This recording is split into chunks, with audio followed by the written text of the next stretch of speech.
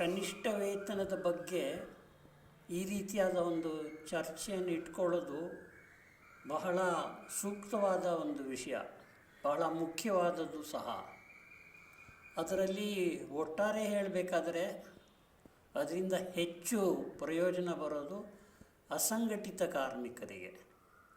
ಕಾರಣ, ಸಂಘಟಿತ ಕಾರ್ಮಿಕರಂತ ಹೇಳುವಾಗ ಅಂಥ ಕಡೆಗಳಲ್ಲಿ ಸಂಘ ಇರುತ್ತೆ ಅಂತ ನಾವು ಅಂದ್ಕೊಂಡಿದ್ದೀವಿ. ಸಂಘ ಇದ್ದರೆ, ಸಂಘ ಇರೋ ಕಡೆ ಆಗಲೇ ಕಾರ್ಮಿಕರ ಪ್ರತಿನಿಧಿಗಳು, ಸಂಘದ ನಾಯಕತ್ವ ಅವರೆಲ್ಲರೂ ಸೇರಿ ಸಾಮೂಹಿಕ ಚೌಕಾಸಿಯನ್ನು ಮಾಡಿಕೊಂಡು ವೇತನ ಪರಿಷ್ಕರಣವನ್ನು ಮಾಡಿಕೊಂಡಿರಬಹುದು. ಆ ಸಾಧ್ಯತೆ ಜಾಸ್ತಿ ಇದೆ. ಸಾಮೂಹಿಕ ಚೌಕಾಸಿಯಿಂದ ನಿಗದಿ ಆಗುವ ವೇತನ ಹಲವಾರು ಸಂದರ್ಭದಲ್ಲಿ ಕನಿಷ್ಠ ವೇತನಕ್ಕಿಂತ ಎಲ್ಲ ಮೇಲಿರುತ್ತೆ. ಕಾರಣ, ಅಂಥ ಕಡೆಗಳಲ್ಲಿ ಸಂಘ ಗಟ್ಟಿಯಾಗಿರುತ್ತೆ. ಮಾಲೀಕರ ಜೊತೆ ಕುಂತು ಚರ್ಚೆ ಮಾಡಿ ಸಂಬಳ ಯಾಕೆ ಜಾಸ್ತಿ ಮಾಡಬೇಕು ಎಂಬ ವಾದ ವಿವಾದಗಳನ್ನು ಮಾಡಿ ಒಪ್ಪಂದವನ್ನು ಮಾಡಿ ಆ ರೀತಿ ವೇತನದ ಪರಿಷ್ಕರಣೆ ಆಗುತ್ತೆ. ಆದರೆ ಅಸಂಘಟಿತ ಕಾರ್ಮಿಕರಿಗೆ ಸಂಬಂಧಪಟ್ಟಿರೋ ಹಾಗೆ ಹಲವಾರು ಸಂದರ್ಭದಲ್ಲಿ ಸಂಘಗಳೇ ಇರೋಲ್ಲ, ಅಥವಾ ಸಂಘ ಇದ್ದರೂ ಸಹ ಆ ಸಂಘಕ್ಕೆ ಸಾಕಷ್ಟು ಬಲ ಇರೋಲ್ಲ. ಅಂಥ ಕಡೆಗಳಲ್ಲಿ ಮಿನಿಮಮ್ ವೇಜ್ ಆ್ಯಕ್ಟ್ 1948 48ನೇ ಇಸ್ವಿಯಲ್ಲಿ ಒಂದು ಕಾಯ್ದೆ ಇದೆ. ಅದು ಗಮನಿಸಬೇಕು ತಾವು. 48ನೇ ಇಸ್ವಿ ಅಂತ ಹೇಳಿದ ಮೇಲೆ ಸ್ವಾತಂತ್ರ್ಯ ಬಂದದ್ದು 47. ಒಂದೇ ವರ್ಷದ ಕಾಲಾವಧಿಯಲ್ಲಿ ಕನಿಷ್ಠ ವೇತನದ ಒಂದು ಕಾಯ್ದೆ ತರಬೇಕು ಅಂತ ಅಂದಿನದ ಸರ್ಕಾರ ಯೋಚನೆ ಮಾಡಿರಬೇಕಾದ್ರೆ ಅವರಿಗೆ ವೇತನ ಪರಿಷ್ಕರಣದ ಮಹತ್ವವನ್ನು ಚೆಂದಾಗಿ ಗೊತ್ತಿದ್ದು ಅಂತ ಅರ್ಥ. ಆ ಕಾರಣದಿಂದ 48ನೇ ಇಸ್ವಿಯಲ್ಲೇ ಕನಿಷ್ಠ ವೇತನ ಕಾಯ್ದೆಯನ್ನು ತಂದರು. ಆ ಕನಿಷ್ಠ ವೇತನ ಕಾಯ್ದೆಯಲ್ಲಿ ಇರೋದೇನಂತ ಹೇಳಿದರೆ, ಮುಖ್ಯವಾಗಿ ಸರ್ಕಾರದ ಅಧಿಕಾರಿಗಳಿಗೆ ವೇತನವನ್ನು ನಿಗದಿ ಮಾಡುವ ಒಂದು ಅವಕಾಶ ಕೊಟ್ಟಿದ್ದಾರೆ. ಆ ಕಾಯ್ದೆಯಲ್ಲಿ ಅದನ್ನು ಯಾವ ರೀತಿ ಮಾಡ್ಬೋದು ಎಂಬ ವಿವರಣೆಗಳನ್ನು ಕೊಟ್ಟಿದ್ದಾರೆ. ಅಲ್ಲಿ 2 ಥರದ ದಾರಿ ಇದೆ. ಒಂದು ನಾವು ಕಮಿಟಿ ಮೆಥಡ್ ಅಂತ ಹೇಳ್ತೀವಿ. ಅಂದರೆ ಆ ಕ್ಷೇತ್ರಕ್ಕೆ ಸಂಬಂಧಪಟ್ಟಿರೋರು, ಅಲ್ಲಿರೋ ಸಂಘಗಳು, ಆ ಪ್ರತಿನಿಧಿಗಳೆಲ್ಲರೂ ಸೇರಿ ಒಂದು ಕಮಿಟಿಯನ್ನು ಮಾಡ್ಬೋದು. ಆ ಕಮಿಟಿಯಲ್ಲಿ ಮಾಲೀಕರ ಪ್ರತಿನಿಧಿಗಳು ಇರ್ತಾರೆ, ಕಾರ್ಮಿಕರ ಪ್ರತಿನಿಧಿಗಳು ಇರ್ತಾರೆ. ಅವರೆಲ್ಲ ಚರ್ಚೆ ಮಾಡಿ ಒಂದು ಕನಿಷ್ಠ ವೇತನದ ಬಗ್ಗೆ ತೀರ್ಮಾನಕ್ಕೆ ಬರ್ಬೋದು. ಆ ತೀರ್ಮಾನವನ್ನು ರಾಜ್ಯ ಸರ್ಕಾರದವರು, ಲೇಬರ್ ಮಿನಿಸ್ಟ್ರು ಮತ್ತು ಅವರ ಇಲಾಖೆಯವರು ಅವರೆಲ್ಲ ಕುಂತು ಚರ್ಚೆ ಮಾಡಿಬಿಟ್ಟು ಅದನ್ನು ಘೋಷಣೆ ಮಾಡ್ಬೋದು. ಸೊ ಆ ರೀತಿ ಕಮಿಟಿ ಮೆಥಡ್ ಪ್ರಕಾರ ಕನಿಷ್ಠ ವೇತನವನ್ನು ನಿಗದಿ ಮಾಡಬೇಕು. ಅದೊಂದೇ ಅಲ್ಲ ದಾರಿ ಇರೋದು. ಅದಲ್ಲದೇ ನೋಟಿಫಿಕೇಷನ್ ಮೆಥಡ್ ಅಂತಿದೆ. ನೋಟಿಫಿಕೇಷನ್ ಮೆಥಡ್ ಅಂತ ಹೇಳಿದರೆ ಲೇಬರ್ ಡಿಪಾರ್ಟ್ಮೆಂಟ್ನವರು, ವಿಶೇಷವಾಗಿ ಲೇಬರ್ ಮಿನಿಸ್ಟ್ರು ಅವರೆಲ್ಲರೂ ಸೇರಿ ಒಂದು ನೋಟಿಫಿಕೇಷನನ್ನು ಹೊರಡಿಸ್ತಾರೆ. ಅದರಲ್ಲಿ ಅವರೇನೇ ಕನಿಷ್ಠ ವೇತನ ಎಷ್ಟಿರಬೇಕು, ಯಾವ ರೀತಿ ಪರಿಷ್ಕರಣೆ ಮಾಡಬೇಕು ಅಂತ ಅವರೇ ಒಂದು ಅಭಿಪ್ರಾಯಕ್ಕೆ ಬಂದ್ಬಿಟ್ಟು ಅದನ್ನು ಜಾರಿಗೆ ತರ್ತಾರೆ. ಇವತ್ತು ಬೆಂಗಳೂರು ಮತ್ತು ಕರ್ನಾಟಕದ ಪರಿಸ್ಥಿತಿಯಲ್ಲಿ ಒಂದು ಮುಖ್ಯವಾದ ಚರ್ಚೆ ನಡೀತಿರೋದು ಆ ರೀತಿಯಾದ ನಮ್ಮ ಒಂದು ಕನಿಷ್ಠ ವೇತನದ ಒಂದು ನೋಟಿಫಿಕೇಷನ್ನು ಬಂದಿದೆ. ಮೊದಲು ಪ್ರಿಲಿಮಿನರಿ ನೋಟಿಫಿಕೇಷನ್ ಬಂತು, ಆಮೇಲೆ ಫೈನಲ್ ನೋಟಿಫಿಕೇಷನ್ ಬಂತು. ಲೇಬರ್ ಮಿನಿಸ್ಟ್ರ್ ಅವರು ಆ ಫೈನಲ್ ನೋಟಿಫಿಕೇಷನನ್ನು ಹೊರಡಿಸಿದ್ದಾರೆ. ಆ ಫೈನಲ್ ನೋಟಿಫಿಕೇಷನ್ ಪ್ರಕಾರ ಈಗ ಕನಿಷ್ಠ ವೇತನ ಅನ್ಸ್ಕಿಲ್ಡ್ ವರ್ಕರ್ಸ್ಗೆ 23,000 ಹತ್ತಿರ ಬಂದಿದೆ. ಇಷ್ಟುವರೆಗೆ ಅನ್ಸ್ಕಿಲ್ಡ್ ವರ್ಕರ್ಸಿಗೆ ಈಗ ಇರೋದು ಹೆಚ್ಚು ಕಡಿಮೆ 15,000 ಹತ್ತಿರ. ಸೊ 7,000 ರೂಪಾಯಿ ಜಾಸ್ತಿ ಆಗಬೇಕು ಅಂತ ಆ ನೋಟಿಫಿಕೇಷನಲ್ಲಿದೆ. ಆದರೆ ಅಂಥ ನೋಟಿಫಿಕೇಷನ್ ಬಂದಿದ್ದ ತಕ್ಷಣ ಮಾಲೀಕರೆಲ್ಲರ ಜೊತೆಗೆ ಸೇರ್ಕೊಂಡ್ಬಿಡ್ತಾರೆ.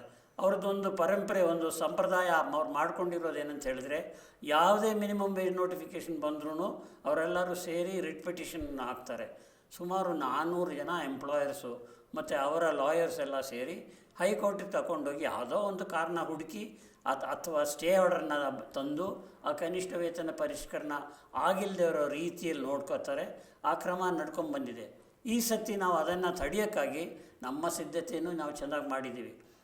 ನಾವಂದರೆ AITUC ಮಾತ್ರ ಅಲ್ಲ, ಬೇರೆ ಸಂಘಟನೆಗಳನ್ನು ಸೇರಿಸ್ಕೊಂಡು, ಜಾಯಿಂಟ್ ಕೌನ್ಸಿಲ್ ಆಫ್ ಟ್ರೇಡ್ ಯೂನಿಯನ್ಸನ್ನು ಸಹ ನಾವು ಸೇರಿಸ್ಕೊಂಡು ನಾವು ಪ್ರಿಲಿಮಿನರಿ ನೋಟಿಫಿಕೇಷನನ್ನು ಪರಿಷ್ಕರಣೆ ಮಾಡಿ ಫೈನಲ್ ನೋಟಿಫಿಕೇಷನನ್ನು ಸಹ ಈಗ ಹೊರಡಿಸಿದ್ದೀವಿ. ಅದು ಬಹುಶಃ ಇನ್ನೊಂದು ವಾರದ ಅವಧಿಯಲ್ಲಿ ಹೈಕೋರ್ಟಲ್ಲಿ ಚರ್ಚೆಗೆ ಬರುತ್ತೆ. ಈ ಸತಿ ಅದನ್ನು ಮಾಲೀಕರ ಕೈಗೆ ಬಿಟ್ಕೊಡ್ಬಾರ್ದು ಅಂತ ನಾವು ತೀರ್ಮಾನ ಮಾಡಿ ಭಾಳ ಒಳ್ಳೆಯ ಸಿದ್ಧತೆ ಮಾಡಿ ಅದನ್ನು ನಮ್ಮ ನೋಟಿಫಿಕೇಷನ್ ಡಿಫೆಂಡ್ ಮಾಡಲಿಕ್ಕೆ ಸೂಕ್ತವಾದ ಜನ, ಕಾಂಪಿಟೆಂಟ್ ಆಗಿರೋ ಲಾಯರ್ಸು ಎಲ್ಲ ಮಾಡಿ, ಲಾಬಿಯಿಂಗ್ ಎಲ್ಲ ಮಾಡಿ, ಇವತ್ತು ಉದಾಹರಣೆಗೆ ನಾವು ಅಡ್ವೊಕೇಟ್ ಜನರಲ್ ಅವ್ರನ್ನ ನೋಡಿದೋ, ಸುಮಾರು 2.5 ಗಂಟೆ ಅವ್ರ ಹತ್ರ ಚರ್ಚೆ ಮಾಡಿದೋ. ಅವ್ರಿಗೆ ನಾವು ಕೇಳ್ಕೊಂಡಿರೋದೇನಂತ ಹೇಳಿದರೆ, ಕನಿಷ್ಠ ವೇತನ ನೋಟಿಫಿಕೇಷನ್ ಅನ್ನೋದು ಕರ್ನಾಟಕ ಸರ್ಕಾರದ ನೋಟಿಫಿಕೇಷನು. ಅದನ್ನು ಡಿಫೆಂಡ್ ಮಾಡಬೇಕಾಗಿರೋದು, ಅದನ್ನು ಎತ್ತಿಡಿಬೇಕಾಗಿರೋದು ಅಡ್ವೊಕೇಟ್ ಜನರಲ್ ಅವರ ಡ್ಯೂಟಿ, ಅದು ಅವರ ಕರ್ತವ್ಯ.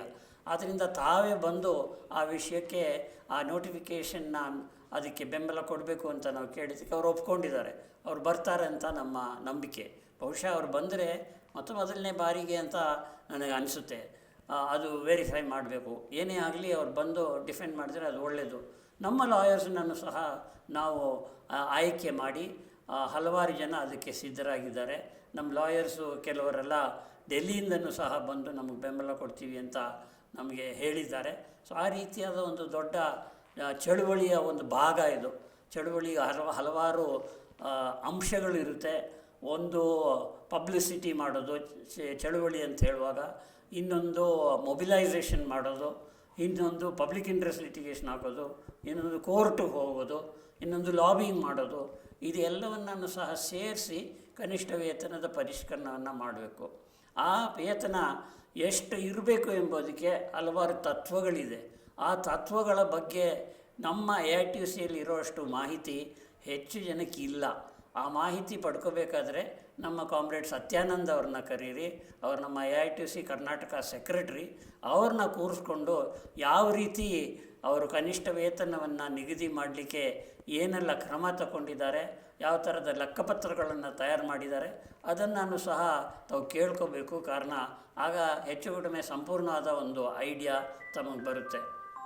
ಹಾಗೆಯೇ ಅದಕ್ಕೆ ಸಂಬಂಧಪಟ್ಟಿರೋ ಬೇರೆ ಅಂಶಗಳು ಕಾಮ್ರೇಡ್ ವಿಜಯ್ ಭಾಸ್ಕರ್ ಅವರು, ನಮ್ಮ AITUC ಜನರಲ್ ಸೆಕ್ರೆಟ್ರಿ, ಅವ್ರಿಗೂ ಸಹ ಅದರ ಪ್ರತ್ಯೇಕವಾದ ಸಂದರ್ಭದಲ್ಲಿ ಆ ಸಾಮೂಹಿಕ ಚೌಕಾಸಿ, ಉದಾಹರಣೆಗೆ ಈಗ KSRTCಯಲ್ಲಿ ಚೌಕಾಸಿ ನಡೀತಿದೆ, ಅದೆಲ್ಲವೂ ಸಹ ವೇತನ ಪರಿಷ್ಕರಣಕ್ಕೆ ಸಂಬಂಧಪಟ್ಟಿರೋ ಅಂಶಗಳು. ಹಲವಾರು ರೀತಿಯಲ್ಲಿ ವೇತನ ಪರಿಷ್ಕರಣೆ ಮಾಡ್ತೀವಿ. ಅಸಂಘಟಿತರಾಗಿದ್ದರೆ ಕನಿಷ್ಠ ವೇತನವನ್ನು ಉಪಯೋಗಿಸ್ತೀವಿ.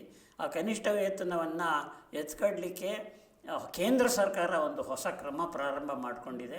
ಆ ಹೊಸ ಕ್ರಮ ಏನಂತ ಹೇಳಿದರೆ, ವೇಜ್ ಕೋಡ್ 2019 ಒಂದು ಹೊಸ ಕಾಯ್ದೆಯನ್ನು ತಗೊಂಡ್ಬಂದಿದೆ.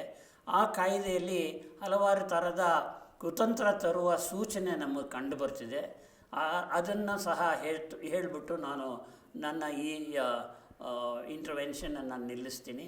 ಅದೇನಂತ ಹೇಳಿದರೆ, ಮೊದಲನೇ ಬಾರಿಗೆ ನಮ್ಮ ಚರಿತ್ರೆಯಲ್ಲಿ ಮಿನಿಮಮ್ ವೇಜಿನ ಜೊತೆ ಫ್ಲೋರ್ ವೇಜ್ ಅಂತ ಒಂದು ಹೊಸ್ತು ತಗೊಂಬಂದಿದ್ದಾರೆ. ಈ ಫ್ಲೋರ್ ವೇಜ್ ಅದರ ಗುರಿ, ಫ್ಲೋರ್ ವೇಜನ್ನು ನಾವು ವೈಜ್ಞಾನಿಕ ದೃಷ್ಟಿಯಿಂದ ನೋಡಿದರೆ ಫ್ಲೋರ್ ವೇಜ್ 2 ಥರದ ಕೆಲಸ ಮಾಡ್ಬೋದು. ಒಂದು ಅಪ್ವರ್ಡ್ ಪ್ರೆಷರ್, ಇರೋ ವೇತನವನ್ನು ಮೇಲೆ ಕೆಳಿಬೋದು, ಅಂದರೆ ಹೆಚ್ಚಿಸ್ಬೋದು. ಇನ್ನೊಂದು ಡೌನ್ವರ್ಡ್ ಪ್ರೆಷರ್, ಇರೋ ವೇತನವನ್ನು ಕೆಳಗಿಳಿಸ್ಬೋದು. ಅದರಲ್ಲಿ ಯಾವುದು ಮಾಡ್ತಾರಂತ ನಾವು ಭಾಳ ಸೂಕ್ಷ್ಮವಾದ ರೀತಿಯಲ್ಲಿ ಗಮನಿಸಬೇಕಾಗುತ್ತೆ. ಈ ಹೊಸ ಸರ್ಕಾರದ ಮೇಲೆ ವಿಶ್ವಾಸ ಇಟ್ಕೊಳ್ಳೋದು ಸುಲಭ ಅಲ್ಲ. ಕಾರಣ ಏನಂತ ಹೇಳಿದರೆ, ಅವರು ಈವರೆಗೂ ಮಾಡಿರೋ ಕ್ರಮಗಳನ್ನು ನಾವು ಗಮನಿಸಿದರೆ ಶೆಡ್ಯೂಲ್ಡ್ ಎಂಪ್ಲಾಯ್ಮೆಂಟ್ಸ್ ಎಲ್ಲ ಕಿತ್ತಾಕಿದ್ದಾರೆ. ಶೆಡ್ಯೂಲ್ಡ್ ಎಂಪ್ಲಾಯ್ಮೆಂಟ್ಸನ್ನು ಕಿತ್ತಾಕೋ ಜೊತೆ ಫ್ಲೋರ್ ವೇಜನ್ನು ಸಹ ತಂದ್ಬಿಟ್ಟು ಅವರ ಪ್ರಚಾರ ಸಾಧನೆಯಲ್ಲಿ ಅವ್ರು ಹೇಳ್ತಿರೋದೇನಂತ ಹೇಳಿದರೆ, ಇಡೀ ದೇಶಕ್ಕೆ ಒಂದು ವೇತನ ತರ್ತೀವಿ ಅಂತ. ಆ ಇಡೀ ದೇಶಕ್ಕೆ ತರೋದು ಈಗಿರೋ ಮಿನಿಮಮ್ ವೇಜ್ ಅಲ್ಲ. ಈಗಿರೋ ಮಿನಿಮಮ್ ವೇಜ್ ಆದರೆ 15th ಇಂಡಿಯನ್ ಲೇಬರ್ ಕಾನ್ಫರೆನ್ಸ್ನ ಪ್ರಿನ್ಸಿಪಲ್ಸ್ ಫಾಲೋ ಮಾಡಬೇಕಾಗುತ್ತೆ. ರೆಪ್ಟಕಾಸ್ ಬ್ರೆಟ್ ಸುಪ್ರೀಂ ಕೋರ್ಟ್ ತೀರ್ಮಾನವನ್ನು ಫಾಲೋ ಮಾಡಬೇಕಾಗುತ್ತೆ. ಅದನ್ನೆಲ್ಲ ಫಾಲೋ ಮಾಡಿದರೆ ಕಾಮ್ರೇಡ್ ಸತ್ಯ ಅವರು ಮಾತಾಡುವಾಗ ನಿಮಗೆ ಹೇಳ್ತಾರೆ 40,000 ರೂಪಾಯಿಗಿಂತ ಜಾಸ್ತಿ ಆಗುತ್ತೆ ಕನಿಷ್ಠ ವೇತನ. ಅದನ್ನು ಹಾಕ್ಕೊಡ್ದು ಎಂಬ ದೃಷ್ಟಿಯಿಂದ ಅವರು ಫ್ಲೋರ್ ವೇಜ್ ಅಂತ ಹೇಳ್ತಿದ್ದಾರೆ. ಈ ಫ್ಲೋರ್ ವೇಜು ಮೇಲೆ ಕೆಳಿ ಥರ ಒಂದು ಉದಾಹರಣೆ ತಗೋತೀನಿ. ನ್ಯಾಷನಲ್ ರೂರಲ್ ಎಂಪ್ಲಾಯ್ಮೆಂಟ್ ಗ್ಯಾರಂಟಿ ಆ್ಯಕ್ಟಲ್ಲಿ ಒಂದು ಅಂಡರ್ಸ್ಟ್ಯಾಂಡಿಂಗ್ ಇತ್ತು. ಅದೇನಂತ ಹೇಳಿದರೆ, ಎಷ್ಟಿರಬೇಕು ವೇತನ ಅಂತ. ಆಗ ಎಲ್ಲರೂ ಒಂದು ಅಭಿಪ್ರಾಯಕ್ಕೆ ಬಂದದ್ದು ಏನಂತ ಹೇಳಿದರೆ, ಒಂದೊಂದು ರಾಜ್ಯದಲ್ಲಿ ಕೃಷಿ ಕೂಲಿಗಾರಿಗೆ ಯಾವ ಕನಿಷ್ಠ ವೇತನ ಇರುತ್ತೋ ಅಷ್ಟಾದರೂ ಕೊಡಬೇಕು ಅಂತ. ಆ ಒಂದು ನಿಯಮವನ್ನು ಪಾಲಿಸುವವರೆಗೂ ಯಾವ ವೇತನ ಕೆಳಮಟ್ಟದಲ್ಲಿತ್ತೋ ಅದನ್ನು ಮೇಲೆ ಕೆಳೆಯೋಕ್ಕೆ ಅವಕಾಶ ಇತ್ತು. ಅದೊಂದು ಥರದ ಫ್ಲೋರ್ ವೇಜ್ ಅದು.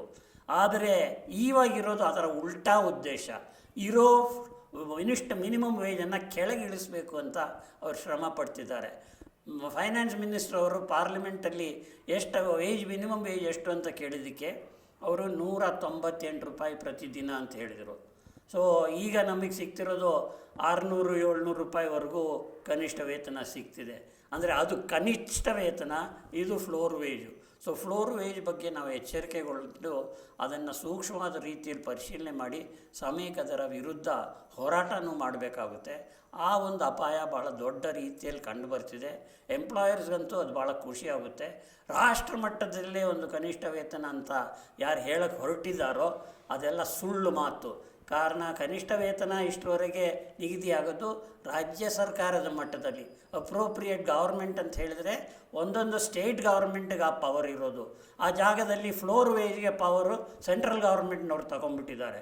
ಸೆಂಟ್ರಲ್ ಗೌರ್ಮೆಂಟ್ ತಗೊಂಡ್ಬಿಟ್ಟು ಇಡೀ ದೇಶಕ್ಕೆ ಒಂದು ವೇತನ ತರ್ತೀನಿ ಅಂತ ಅವರು ಸುಳ್ಳು ಪದವನ್ನು ಉಪಯೋಗಿಸ್ತಾರೆ. ಮಿನಿಮಮ್ ಫ್ಲೋರ್ ವೇಜ್ ಅಂತ ಒಂದು ಪದ ಇಲ್ಲವೇ ಇಲ್ಲ ನಮ್ಮ ಕಾಯ್ದೆಯಲ್ಲಿ. ಅದನ್ನು ಉಪಯೋಗಿಸ್ಕೊಂಡು ಎಲ್ಲರ ಕನಿಷ್ಠ ವೇತನ ಜಾಸ್ತಿ ಮಾಡುವ ಉದ್ದೇಶ ಅಂತ ಪ್ರಚಾರ ಮಾಡ್ತಾರೆ. ಆದರೆ ನಿಜಾಂಶ ಅವರ ಉದ್ದೇಶ ಏನಂತ ಕೇಳಿದರೆ ಫ್ಲೋರ್ ವೇಜನ್ನು ತಂದುಬಿಟ್ಟು ಇರೋ ಕನಿಷ್ಠ ವೇತನವನ್ನು ಡೌನ್ವರ್ಡ್ ಕೆಳಗಿಳಿಸಬೇಕು.